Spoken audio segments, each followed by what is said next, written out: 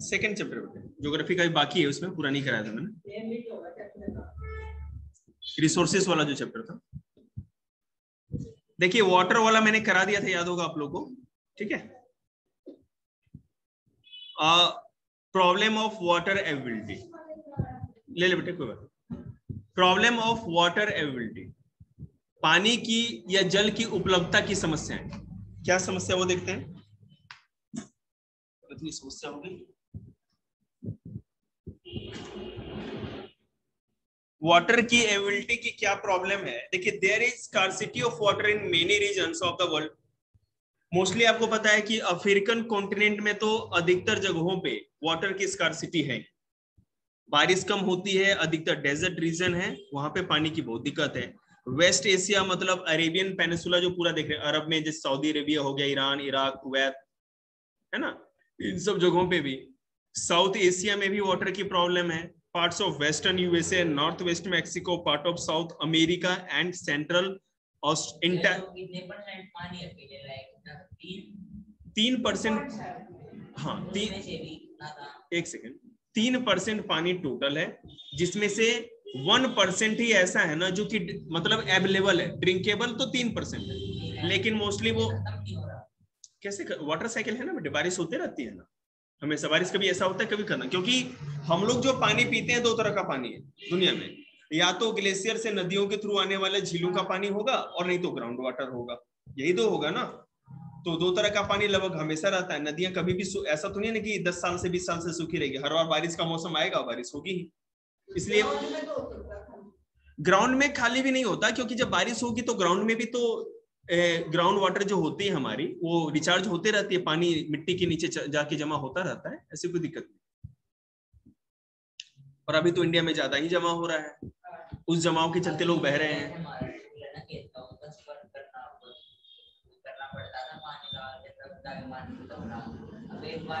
बहुत water level ऊपर आ गया है। अभी 100 फुटे रोड पे जाके देखिए आप, कितनी झील बनाया, नाव ले जाइए देखिएगा, कोई बात नहीं, ले गया था हाँ, कहीं भी लेके चले जाते हैं।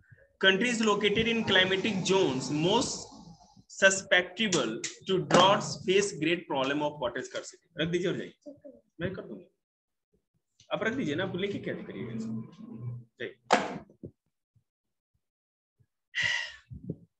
यहाँ पे जो मैंने ये एरियाज बताए, जैसे सॉरी ऑस्ट्रेलिया की बात बताई मैंने, ऑस्ट्रेलिया का केवल जो ईस्टर्न कोस्ट है, मतलब पूरा ईस्ट का जो साइड है, ठीक है, वहां पे मर्रे और डार्लिंग 2 नदी का नाम है। मर्रे और डार्लिंग नदी का नाम है। 2 नदियों की जो बेसिन है वहीं पर केवल पानी है और कहीं नहीं है। पूरा का पूरा ऑस्ट्रेलिया, पूरा का पूरा आप समझ लो क्या कहते हैं, सेंट्रल और वेस्टर्न जो पूरा ऑस्ट्रेलिया है, इतना ज्यादा सूखा डेजर्ट है कि सालों साल तक बारिश नहीं होती। टेम्परेचर वहां 50 डिग्री तक पहुंच जाता है, समझ रहे हैं। लेकिन दुनिया में यूरेनियम, गोल्ड, क्या कहते हैं, डायमंड, बहुत सारे मिनरल इतना पाया जाता है, आप सोच नहीं सकते। मैंने ऑस्ट्रेलिया के बारे में बताया भी था आप लोगों को, बहुत ज्यादा मिनरल पाया जाता है। कोल आप मान लो, आयरन मान लो, बहुत ज्यादा वहां पे प्रोडक्शन है। और सबसे ज्यादा कीमती यूरेनियम, यूरेनियम बहुत कीमती होता है। हाँ नहीं, यूरेनियम अभी क्या है, न्यूक्लियर रिएक्टर में परमाणु बम बनाने में यूज होता है, वो यूरेनियम होता है। प्लेटिनम रेयर अर्थ मेटल है। रेयर अर्थ मेटल मतलब कि बहुत कम मिलता है, और प्लेटिनम अभी दुनिया में सबसे अधिक, मैं आपको बताऊं, चाइना में होता है, चाइना में उसको पाया जाता है। देखिएगा बेटे, वो ड्रग्स की चीजें होती है, नशे की चीजें, वो वाली नहीं तो ऐसे मिनरल ये टाइप वाली हीरोइन, हीरोइक मैंने नहीं सुनी, मैंने सुनी नहीं है, तो मैं कैसे बता सकता होगा। जैसे डायमंड वगैरह, प्लैटिनम, ये तो एक्चुअली क्या है ना कि आप इन सब चीजों को आप लोग गूगल पे सर्च कर लें, क्योंकि पबजी तो भैया हम खिलाते हैं, फ्री फायर में है, जो भी हो। कंजर्वेशन ऑफ वाटर रिसोर्सेज, हम वाटर को कैसे बचा सकते हैं, उसका संरक्षण कैसे कर सकते हैं। वाटर की प्रॉब्लम तो है, अगर मान लीजिए कि बारिश का पानी जो है, समुद्र का पानी हम यूज कर नहीं सकते। अगर मान लो आपको मम्मी ने कहा कि बेटे 1 गिलास, दादी ने कहा 1 गिलास पानी लेके आओ, तो आप सीधे हिमालय की तरफ थोड़ी दौड़ लगाएंगे, घर में जो अवेलेबल पानी होगा वही लेंगे। आपको जैसा कि पता होगा, दिल्ली में जो भी वाटर सप्लाई है टोटल का टोटल, जो हरियाणा के एकदम और हिमाचल के बॉर्डर पे जो है, जो डैम्स हैं, वहां से नहरों के थ्रू, पाइपलाइन के थ्रू दिल्ली में आता है और फिल्टर करके हमको जमुना का पानी दिया जाता है। जो हम लोग जमुना का पानी, किसने कह दिया? ओपन, ये मैं ये नहीं कह रहा, नहीं, आपको जानकारी नहीं है, मैं आपको बताऊं। जो भी, अब बताओ ये पानी क्यों नहीं आ सकता, पता है आपको? क्योंकि इसमें डांगर, जानवर और कुछ भी मर सकते हैं। वहां से जो पानी आती है, वाटर जो आता है, पाइपलाइन के थ्रू आती है, वाटर जो भी है हो जाता है, तो पाइपलाइन के थ्रू आता है। फिल्टर बेशक यहाँ पर होता है, हम लोग यही फिल्टर करते हैं, लेकिन वो पाइपलाइन के थ्रू आता है। ड्रिंकेबल वाटर बेटा ओपनली नहीं आ सकता, समझ रहे हैं ना? उसमें कोई भी जानवर मर सकता है, तो जानवर के मरने के बाद आपको पता है ना बहुत दिक्कत हो जाएगी। तो ये तो कह रहा हूं, ये पानी आगे जाके फिल्टर वगैरह होता है, तब यहाँ आता है। हो सकता है, आई हैव नो आईडिया।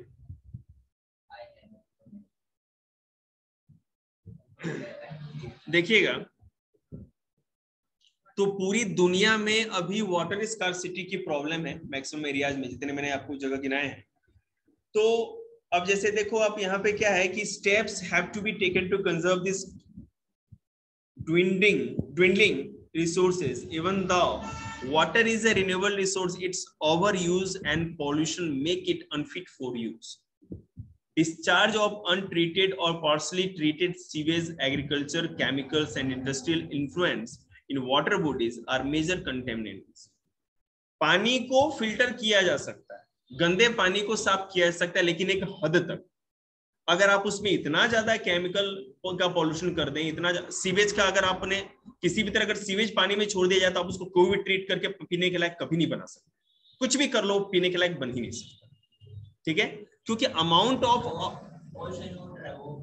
नहीं, वो तो दूसरी चीज है। हाँ बिल्कुल कर सकते, लेकिन बहुत महंगी टेक्नोलॉजी है, और अभी उसके बारे में 2 मिनट बाद आपको अच्छा नॉलेज है। सीवेज वाटर जैसे होता है, तो उसको ट्रीटमेंट करके, ट्रीटमेंट प्लांट आपने देखा होगा, सीवेज ट्रीटमेंट पंप्स होते हैं यहाँ पे, तो वहां पे सीवेज के पानी को है ना ट्रीट करके, मतलब इस लायक बना दिया जाता है कि अगर पानी में छोड़ा जाए तो पानी के जीव जंतु मरे नहीं। हम तो यूज कर ही नहीं सकते उसको किसी भी तरह से। नदियों में, हाँ नदियों में ही छोड़ते हैं, जैसे गंगा हो गई, यमुना, जो भी नदी है, जो भी वाटर बॉडी है। मैं आपको बताता हूँ, आप जो पानी पीते हो, ठीक है ना, वो दिल्ली की जमुना का पानी नहीं है, कंटेमिनेटेड है। ये पानी जो है, जहां कम पॉल्यूशन है, आगे डैम्स जो बने होते हैं, वहां से पानी आता है, नहर के थ्रू या पाइपलाइन के थ्रू। बात समझ रहे हैं? ये पानी ड्रिंकेबल वाटर, इस तरह नदी में चारों तरफ फैक्ट्री का पानी गिर रहा है, उसी को फिल्टर करके पिला दें, ये पॉसिबल ही नहीं है, वो पानी ड्रिंकेबल बन ही नहीं सकता। बात समझ रहे हैं? हाँ, ये जो जमुना नदी का पानी आपको दिखता है दिल्ली में, इसको किसी भी तरह से फिल्टर करके हम लोग पीने के लायक नहीं बनाते। हम लोग पानी वहां से लेके आते हैं, वहां से पाइपलाइन के थ्रू आती है, जहां पे कंटेमिनेशन जमुना में नहीं, ठीक है? तो फिल्टर किया जाता है बिल्कुल। किसी भी, आपको पता है पूरी की पूरी एक सिटी में वाटर सप्लाई हो रही है, गवर्नमेंट सप्लाई कर रही है, थोड़ा सा भी कंटेमिनेशन हो या पॉइजनस सब्सटेंस हो, जहरीली चीजें हो, तो पता है करोड़ों आदमी एक झटके में मर सकते हैं। बहुत इसमें सुरक्षा भी होती है, ऐसा नहीं है। इसमें सेंसर लगे होते हैं, कहीं पर भी कुछ छेड़छाड़ हुआ पाइप में, आपको पता है दिल्ली को पूरा खत्म करना है तो क्या जरूरत है बम लगाने की? किसी पानी में जहर घोल दो, कुछ कर दो, वहीं से काम खत्म हो जाएगा तुम्हारा। वाटर जब भी सप्लाई होता है, उसे क्वालिटी चेक होती है उसकी, ऐसे थोड़ी आपको भेज दिया जाएगा। समझ रहे हैं ना? बहुत ज्यादा सुरक्षा है इसकी। देखिए, सबसे बड़ा पानी को गंदा करने का 2 चीज सबसे ज्यादा खतरनाक होता है, 3 चीज। आप अपने खेतों में जो भी कीटनाशक दवाएं छिड़कते हैं, पेस्टिसाइड छिड़कते हो, पानी डालोगे तो घुल करके फिर वो सीधे नदियों में ही जाएगा।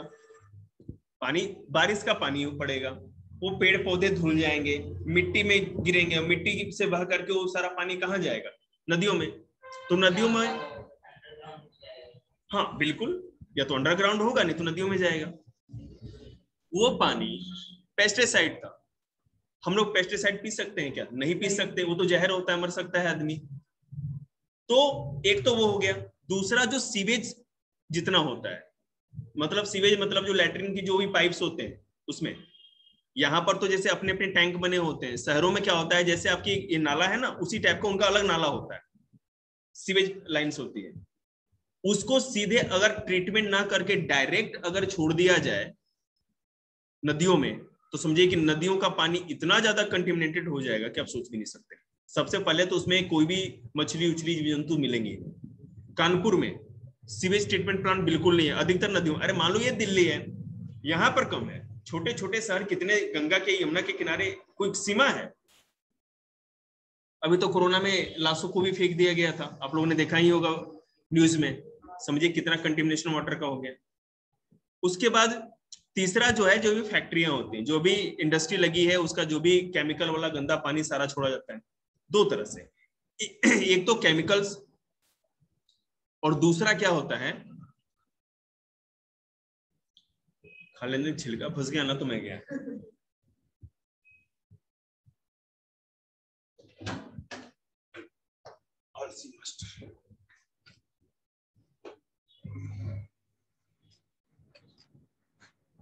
देखिएगा कोल्ड स्टोर में या कहीं पर भी वाटर का जो यूज किया जाता है, एक बॉयलर में भी यूज किया जाता है बहुत सारे फैक्ट्री में, और नहीं तो किसी भी मशीनों को ठंडा कूलिंग के लिए भी यूज किया जाता है वाटर को। अब फैक्ट्रियों में वाटर अगर किसी चीज को कूलिंग के लिए यूज किया जा रहा है, तो जब पानी किसी चीज को कूल करेगा तो पानी तो गर्म होगा, और उस गर्म पानी को बिना ठंडा हुए या इसी तरह सीधे अगर नदियों में छोड़ दिया जाए, तो अचानक से उस वाटर का टेम्परेचर बढ़ जाएगा नदियों का। क्योंकि फैक्ट्रियां कोई छोटी मोटी नहीं होती और पानी कोई कम अमाउंट में नहीं होता है, अचानक ही टेम्परेचर बहुत इंक्रीज हो जाएगा वाटर। जैसे मान लीजिए कूलिंग फैसिलिटीज होती है, मैंने तो वही बता रहा शुरू से। अगर मान लो कोई मशीनों को ठंडा करने के लिए, जैसे कि आपको मैं बता रहा हूँ एक चीज में है, आपने कोल्ड स्टोर देखे होंगे या नहीं, आई डोंट नो। पानी के बारे में कुछ बोला था कि मतलब पानी जब कूल करते हैं तो खुद गर्म हो जाता है। हाँ हाँ ये बोल रहा हूँ। हाँ आइस भी हो जाते हैं सर, आइस का टेम्परेचर क्यों होता है? नहीं नहीं, आइस तो यूज नहीं कर सकते उस चीज के लिए, क्योंकि आइस बेटा पानी नहीं बनेगा, फिर इवोपरेट हो जाएगा पूरा का पूरा। आइस का टेम्परेचर कम होता है? हाँ बिल्कुल कम होगा। हाँ तो वो डिपेंड करता है ना बेटे कि पानी किस तरह का यूज किया गया है। अब जैसे मैं आपको बताता हूँ, आप वो है ना वहां जूस की दुकान पे जाएंगे, कहेंगे बर्फ डाल दीजिए, तो हैंडपंप का पानी चला के बर्फ जमाया हुआ है, उस बर्फ से यूज करेंगे तो आपको है ना पक्का गला पकड़ेगा ही पकड़ेगा, क्योंकि तब तो कोई दिक्कत नहीं। हाँ हाँ थोड़ा टेस्ट अलग होता है उसका। अब इसका तो पता नहीं भाई।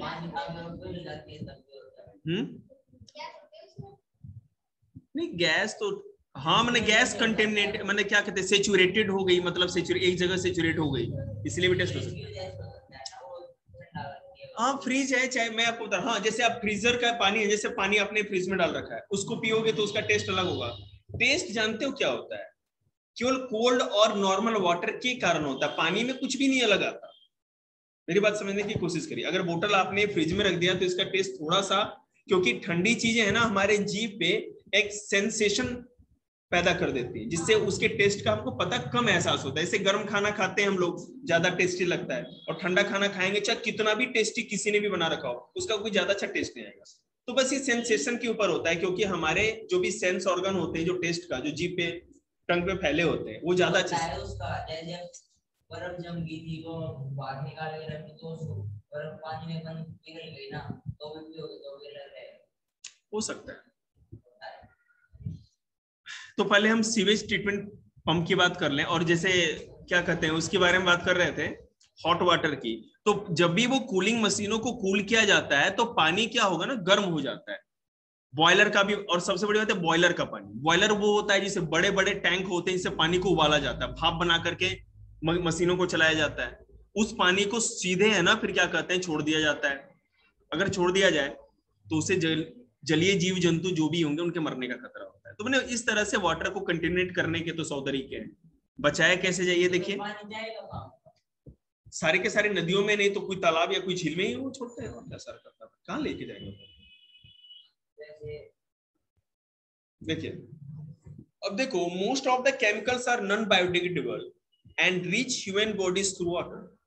अधिकतर केमिकल्स जो होते हैं वो नॉन बायोडिग्रेडेबल होते हैं, मतलब कि कोई बैक्टीरिया या ये सारी चीजें उनको गला पिघला ये सब नहीं सकते, ठीक है।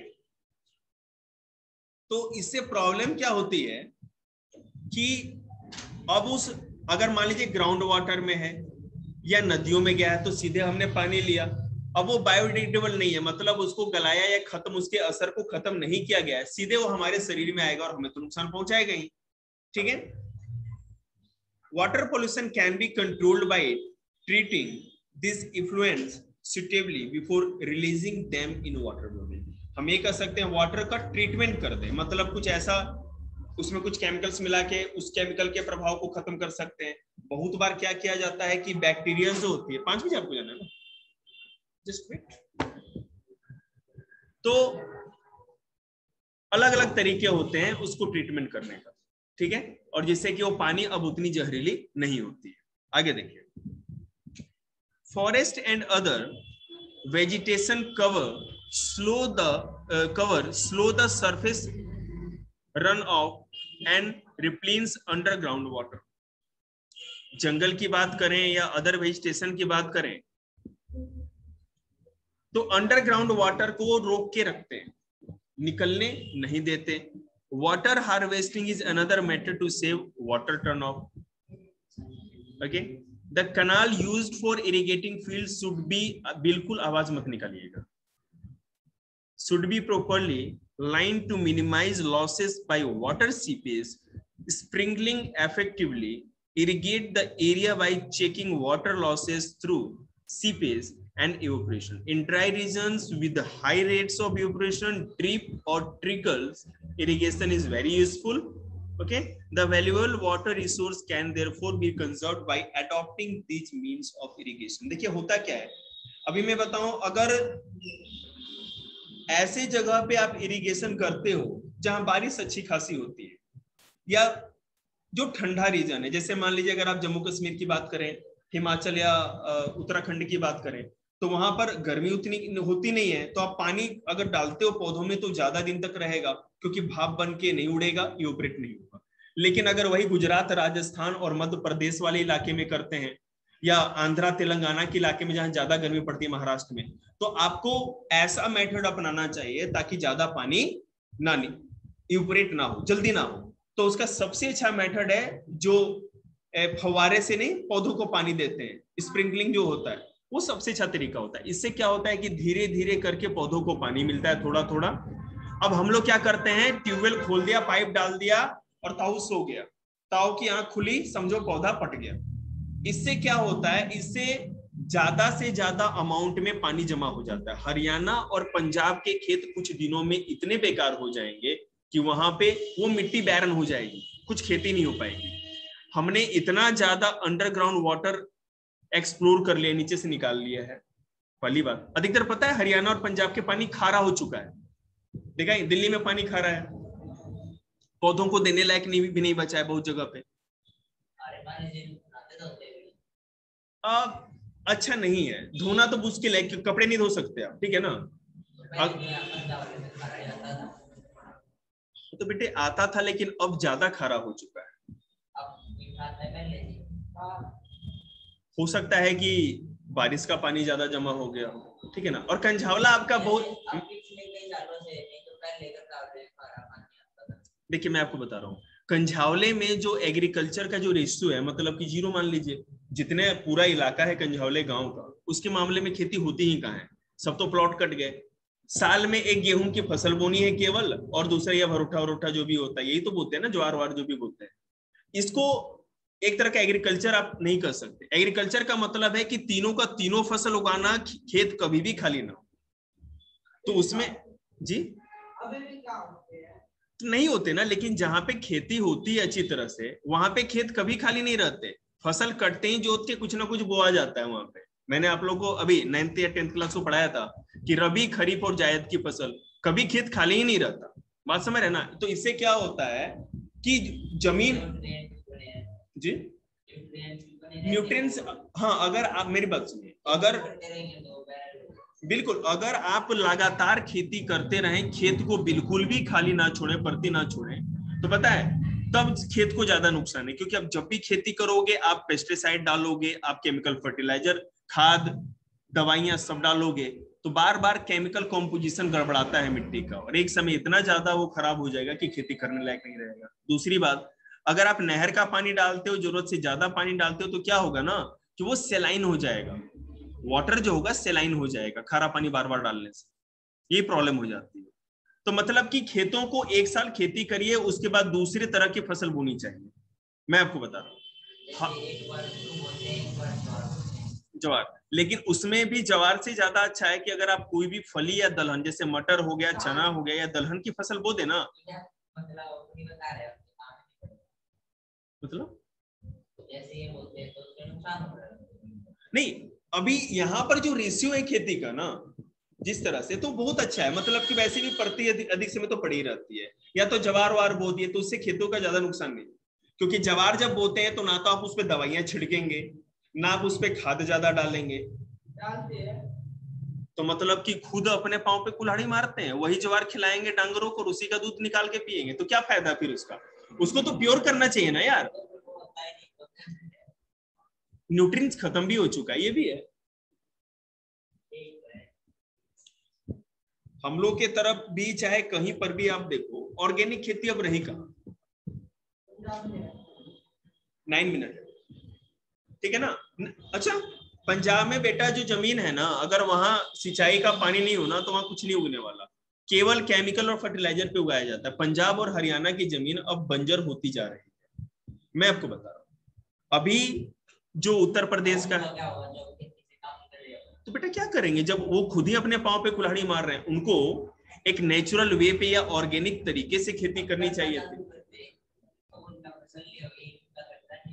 नहीं तो बेटा वो तो आप सोचिए और प्रधानमंत्री सोचे, मैं आपको तो ज्योग्राफी के हिसाब से बताऊंगा ना। साइंस के हिसाब से मैं आपको ये बताना चाहता हूं, देखिए साइंस के हिसाब से मैं आपको ये बताना चाहता हूं कि अगर ऐसी सिचुएशन होती है तो उसके लिए रिस्पॉन्सिबल भी वहां के लोग हैं। आप इतना केमिकल फर्टिलाइजर यूज ही क्यों करते हो। बेशक फसल कुछ कम आ जाए, कुछ दिन पे आ जाए, आप ऐसा करो कि भाई कुछ गोबर की खाद है, हरी खाद है। वो खेत एक तरह से मदरलैंड है, आपकी मां से कम नहीं है, तो आपको उसकी सुरक्षा करनी चाहिए ना। तो यहाँ तो सोच रहे हैं 1.5 करोड़ का किला है, उस हिसाब से रेट नाप रहे हैं। अभी भी, अभी मैं आपको बताऊं, अब लोग ज्यादा, जैसे अभी सिक्किम की बात बताएं। सिक्किम इंडिया का फर्स्ट ऑर्गेनिक स्टेट हो गया है। वहां पे ना तो कोई केमिकल पेस्टिसाइड और ना तो केमिकल फर्टिलाइजर यूज किया जाता है, नॉट एक भी खेत है, पूरा वहां बैन ही है, पूरा स्टेट में आ ही नहीं सकता, सरकार ने घोषित कर रखी है। ऑर्गेनिक खेती मतलब कि कंपोस्ट खाद या जो हरी खाद होती है, गोबर वाली खाद, वही यूज करते हैं। और नहीं तो नीम से बना हुआ यूरिया आता है, जो खाद होता है यूरिया, आप लोग जानते हैं, नीम का बना हुआ, वो यूज करते हैं। उसके बाद अभी मैं आपको बताऊं, अभी लेटेस्ट का 2 महीने पहले का न्यूज है, साइंटिस्ट लोगों ने क्या किया है, एक बोरी, आप लोग यूरिया समझते होंगे, व्हाइट कलर का आता है, अब उसके बदले है ना 1/2 लीटर का लिक्विड यूरिया बना लिया है साइंटिस्ट लोगों ने, इंडिया में ने बनाया है। इंडिया ने दुनिया में पहली बार बनाया, आपको बता दें। हाँ, और उसकी आप छिड़काव कर दो ना आधे लीटर कोई पानी में घोल के, तो बराबर ही काम करेगा, और इससे खेतों का नुकसान भी कम होगा। और सबसे बड़ा फायदा इसका और क्या है पता है, आप जरूरत, एक सेकेंड, मास्टर को बोल तो लेने दीजिए पहले। आपको जैसे क्या है ना, हम लोग जब यूरिया का छिड़काव करते हैं तो यूरिया है ना हैंड से होता है, मशीनों से नहीं, हाथ से ऐसे करके छिड़कते हैं। तो इसमें कोई आदमी ज्यादा या कम, और यूरिया बहुत ही ज्यादा नुकसानदेह, अगर आप जरूरत से ज्यादा अगर यूज करते हैं अपने खेतों में, तो जो भी फसल होगी उसमें जो केमिकल फर्टिलाइजर का जो एक्यूमुलेशन मतलब संचय करते हैं। देखिए मैं आपको बताता हूँ, अगर जो पौधा है, अगर पौधे ने वो चीज ली है, न्यूट्रिशन लिया है, यूरिया लिया है, तो उसके फलों में भी आएगा। पौधे को कोई नुकसान नहीं, उस फल का कोई नुकसान नहीं, उस फल को खाने वाले के शरीर में, जैसे आप गेहूं खाते हैं या चावल खाते हैं जो यूरिया छिड़का जाता है फसलों में, तो वो, हाँ, तो एक्यूमुलेशन जब होगा उसमें यूरिया का, तो धीरे धीरे हमारे बॉडी में वो यूरिया बनता जाएगा, बनता जाएगा, बनता जाएगा, और आगे जाकर के, इसीलिए आज की डेट में क्या है, पहले के लोगों का उम्र होता था 80-90, ताई ने पहुंचा दिया, दादी ने 95, 100 से है ना थोड़ी ही कम में 92, 32-34 में मर जा रहे हैं आज की डेट में हार्ट अटैक। अब 92 डॉक्टर साहब के जो पिताजी है ना, डॉक्टर विजेंद्र प्रभास, 92 पे मरे थे, 92 पे मरे थे। 92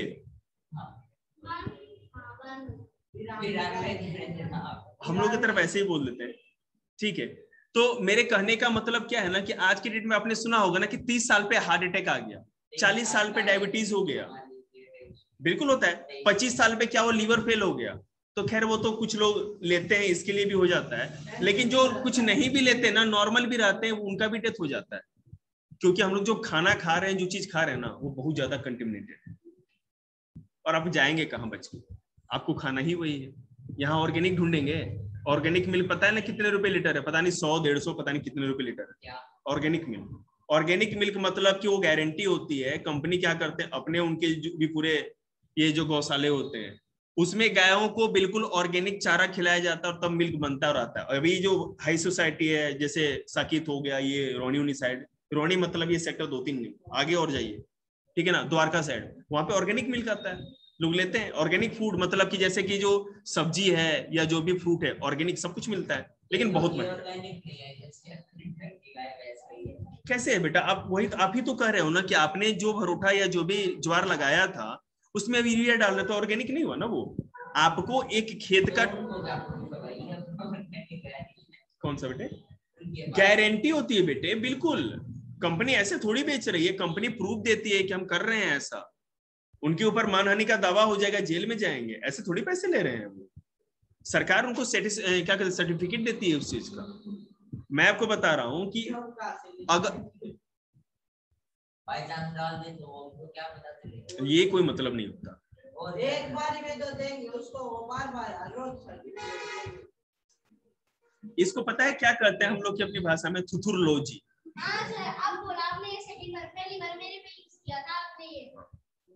आप खुश है ना, अब ये लोग भी कर रहे हैं। मेरी बात सुनिए, तो अगर मैं आपको बता रहा हूँ, अगर आपके जी जी वो उसको मारने के लिए डाल दे एक बार जी, तो मैंने दूध ले लिया, मुझे क्या पता जरूरत कर रहा है बदलेगा नहीं। मैं आपको बता रहा हूँ बिल्कुल सही है, उसको भी टेस्ट कर सकते हैं, उसको भी टेस्ट कर सकते हैं, लेकिन आप नहीं टेस्ट कर सकते, वो साइंटिफिक टेस्ट होता है उसका, ठीक है ना। हर मिल्क में कितना केमिकल का कंटेंट है, किस तरह से आप उसको टेस्ट कर सकते हैं, और वो सारी टेस्टिंग फैसिलिटी है। जब कोई भी अगर 200 रुपए लीटर अगर आपको मिल्क दे रहा है तो उसका सर्टिफिकेट होता है, उसके ऊपर जो पैकेट आएगा मोहर लगी होगी गवर्नमेंट ऑफ इंडिया की, आपको पता चलेगा कि सर्टिफिकेट मिला है। ऐसे थोड़ी हो जाता है। और इतनी बड़ी कंपनी, ऐसा नहीं है ना कि आपकी चिंता कर रहा है कि भाई ने जी, हमें नहीं पता, हमने थोड़ी खरीदी, हम तो भैया केमिकल वाला ही लेते हैं। देखिए मैं आपको बता रहा हूं कि अगर मान लीजिए कि आपके पास अवेलेबल फैसिलिटी है, अब देखिए मैं आपको बता रहा हूं, अभी मैं अपने गांव की बात बता रहा हूं, जो मेरे भाई गांव में रहते हैं, ठीक है, तो हम लोग भी जो खेती करते हैं अपने खाने के लिए, चावल की खेती हम लोग के बिहार में अच्छी होती है, या जो चारा वारा भी होता है, तो एक खेत का टुकड़ा रखते हैं जिसपे अपने के लिए, मैंने बेचने का अलग है, हमने पूरी दुनिया का ठेका नहीं लिया, लेकिन अपनी जो खेती होती है उस पे ऑर्गेनिक मतलब की जो गोबर की खाद है, कम से कम केमिकल यूज करना, फर्टिलाइजर उस तरह से करते हैं, और वही चारा वहां से लेकर के जानवरों को खिलाते हैं, तो बिल्कुल ऑर्गेनिक खाते हैं। गाँव के लोग अभी भी जहाँ फैसिलिटी है, आप ही का खेत है, आप मत करो गोबर की खाद, बहुत लोग गिरते हैं, आपने देखा होगा, ठीक है ना। गोबर की खाद यूज किया करिए अपने खाने के लिए, हाँ अपने खाने के लिए तो कर ही सकते हैं ना। देख सारी दुनिया को केमिकल खिला दिया, अब इसको ऑर्गेनिक याद आया, नहीं तो फिर कोई फायदा नहीं है ना। जहर में 2 किलो, बिल्कुल नहीं, जहर में 2 किलो चीनी मिला